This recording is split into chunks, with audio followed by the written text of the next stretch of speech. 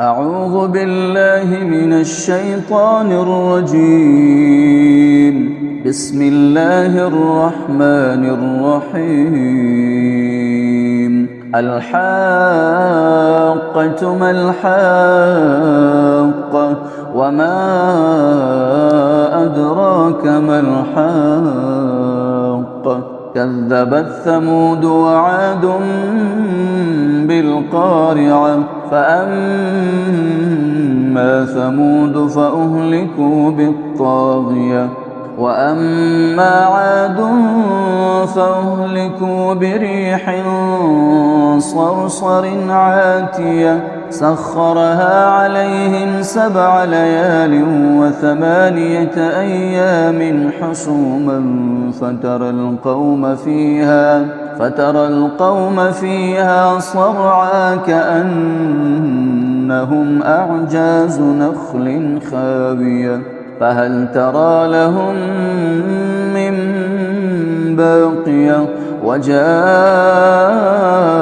فرعون ومن قبله والمؤتفكات بالخاطئة فعصوا رسول ربهم فأخذهم أخذة رابية إنا لما طغى الماء حملناكم في الجارية لنجعلها لكم تذكرة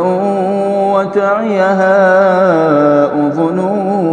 واعية فإذا نفخ في الصور نفخة واحدة وحملت الأرض والجبال فدكتا دكة واحدة فيومئذ وقعت الواقعة وانشقت السماء فهي يومئذ واهية والملك على أرجائها ويحمل عرش ربك فوقهم يومئذ تعرضون لا تخفى منكم خافية فأما من أوتي كتابه بيمينه فيقول هاؤم اقرءوا كتابيه إني ظننت أني ملاق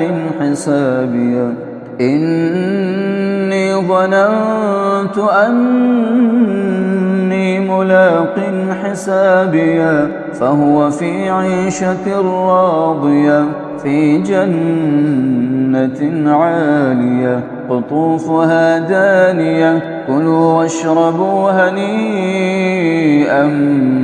بما أسلفتم في الأيام الخالية وأما من أوتي كتابه بشماله فيقول يا ليتني لم أوت كتابيه ولم أدر ما حسابيه يا ليتها كانت القاضية ما أغنى عني ماليه هلك عني سلطانيه خذوه فغلوه